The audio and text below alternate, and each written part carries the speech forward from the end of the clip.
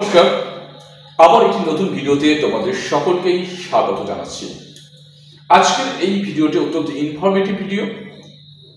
যারা স্টুডেন্টরা দেখছো তোমাদের জন্য তো বটে, এবং অবশ্যই যে সমস্ত গার্জিয়ান আপনাদের ছেলে বা মেয়েদের সম্পর্কে যে তারা কি চাকরি করবে বা চাকরি পাওয়ার জন্য কোন কোন অপরচুনিটি আপনাদের সামনে আছে, সমস্তটাই তো আপনাদের সামনে তুলে ধরবো। প্রথমে বলে রাখি, তুমি কি উচ্চ মাধ্যমিক পাস? যদি উচ্চ মাধ্যমিক পাস হয়ে থাকো তাহলে আজকের এই চাকরি বা এই সার্ভিসটির তোমার জন্য। আজকের যে চাকরিটির কথা তোমাদের বলবো সেটা হচ্ছে আইসিডিএস। আইসিডিএস নামটা তোমরা অনেকেই শুনেছো, গ্রামে গঞ্জে থেকে শুরু করে সব জায়গায় আইসিডিএস সেন্টার তোমরা কম বেশি লক্ষ্য করেছো।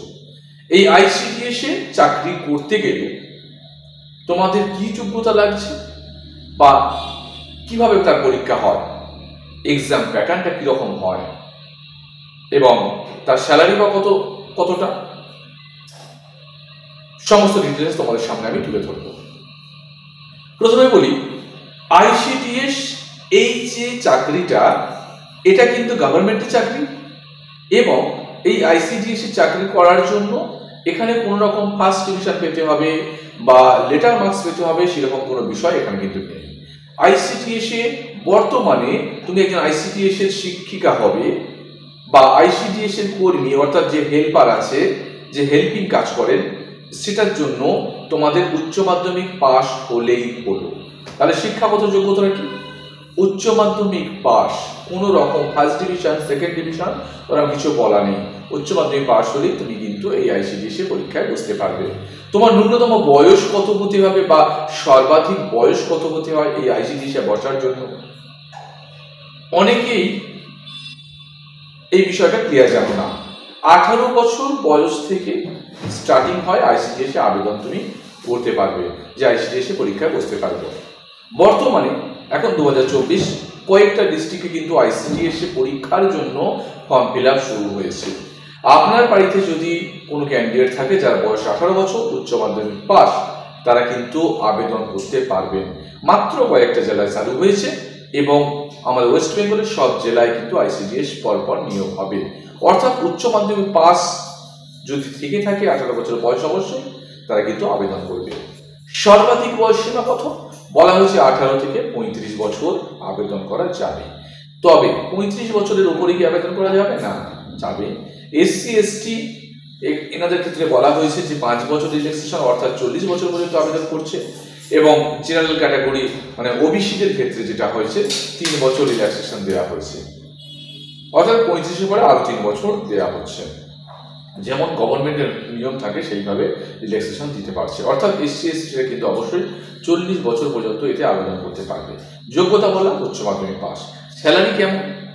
এই শিক্ষিকা পদের জন্য স্যালারিটা কিন্তু 10,000 প্লাস কিন্তু মাইনে, 10,000 প্লাস মাইনে, এবং যারা এই হেল্পিং অর্থাৎ হেল্পারে আবেদন করবে তাদের 8,000-এর মতো মাইনে, এবং সরকারি সমস্ত সুবিধাগুলো তারা পাবে। যেমন ছুটি যে বিষয়গুলো থাকে, যে সিএল গুলো থাকে, যে কতদিন সিএল দিতে পারেন, এই বিষয়গুলো কিন্তু আছে, মেডিকেল বিষয়গুলো কিন্তু আছে। সব থেকে বড় কথা, এই আইসিডিএস এ আবেদন করার পরে বা চাকরি করবে আপনার মেয়ে, সেটা কিন্তু অনেক দূরে এই চাকরিটা হয় না। সাধারণত এটা হয় কি না, যেখানে আইসিডিএস এ নেওয়া হবে সেই মানে অঞ্চলের মধ্যেই আবেদন করতে, অর্থাৎ রেসিডেন্সিয়াল অর্থাৎ নিজস্ব এলাকাতে সেই চাকরিটা হয়ে থাকে, অর্থাৎ দূরে যাওয়ার কিন্তু প্রয়োজনীয়তা নেই। তবে প্রথমে বলে রাখি, এই আইসিডিএসটা কিন্তু ওনলি ফিমেলদের জন্য, মহিলারা এখানে আবেদন করতে পারবে, বোন দিদিরা এরা আবেদন করবে। এখানে কিন্তু মেল ক্যান্ডিডেটদের আবেদন করার কথা নেই, এখানে ওনলি ফিমেল। এবারে পরীক্ষা দিতে হবে। কোন রকম যেমন উচ্চ মাধ্যমিকের নাম্বারের কড়াকড়ি নেই, পাস করলে হবে, এক্ষেত্রে কিন্তু পরীক্ষা থাকছে। পরীক্ষা কি রকম? পরীক্ষা পদ্ধতিটা তোমায় বলে দিই। পরীক্ষা কিন্তু টোটাল 100 নম্বর। 90 নম্বরে তুমি দেবে লিখিত পরীক্ষা। 90 নম্বরের লিখিত পরীক্ষা, সেটা হচ্ছে মাধ্যমিকের লেভেলের। মাধ্যমিকের লেভেলের পরীক্ষা কি থাকছে? পাটিগণিত থাকছে, ইংলিশটা থাকছে এবং একটি থাকছে প্রবন্ধ বা রচনা, যেটা রচনা লিখন। হয়তো বলবো ICDS এর একজন শিক্ষিকার কর্তব্য কি, বা পশ্চিমবঙ্গের যে লক্ষ্মীর ভান্ডার প্রকল্প সম্পর্কে লেখো, এই ধরনের বিষয় থাকে, এটা থাকছে। আরেকটা থাকে কি না, তোমাদের ICDS সম্পর্কে যে বিজ্ঞান মানে পুষ্টি বা ICDS এর বিভিন্ন যে কোন সময় টিকা নেওয়া হয় বা পুষ্টি সম্পর্কে, তাতে একটা বিষয় থাকছে। পাটিগণিত থাকছে, ইংলিশ থাকছে, প্রবন্ধ থাকছে, এই মিলিয়ে টোটাল থাকছে 90 নম্বর। এই জায়গাতে তোমরা কোয়ালিফাই হলে, একটা কোয়ালিফাই মার্কস আছে, কোয়ালিফাই হলে তোমাদের কিন্তু ইন্টারভিউর জন্য ডাকা হবে। ইন্টারভিউ থাকবে 10 নম্বর, ইন্টারভিউ 10 নম্বর। তাহলে পাস করে গেলে রিটিনে, ইন্টারভিউ দিলে এবং তারপরে কিন্তু তোমাদের যে অ্যাপয়েন্টমেন্ট লেটারটা কিন্তু চলে আসবে। এক্সাম আগে যে এক্সামের ফর্ম ফিল আপগুলো ছিল অফলাইনে, বিভিন্ন বিডিও অফিস থেকে এগুলো দেওয়া হতো ফর্মগুলো। অনেক ক্ষেত্রেই তোমরা জানতে পারতে না যে কবে ফর্ম বেরিয়েছে বা কোথা থেকে বেরিয়েছে, তার ডেট শেষ হয়ে যায়। এখন কিন্তু অনলাইনে ফর্ম ফিল আপ, এবং তোমরা এই ইউটিউব চ্যানেলে তোমরা লক্ষ্য রাখো, ইউটিউব চ্যানেলে আমরা কিন্তু মানে এলেই নোটিফিকেশন এলেই আমরা জানিয়ে দেব, এবং অফিসিয়াল ওয়েবসাইটগুলো তোমরা লক্ষ্য রাখতে থাকো যে যার ডিস্ট্রিক্টে। আপনার মেয়েকে যদি আপনি সার্ভিস করাতে চান, স্কুল টিচার পাশাপাশি ICDS একটা অত্যন্ত গুরুত্বপূর্ণ এবং যেটা কিন্তু সহজে করা যায়।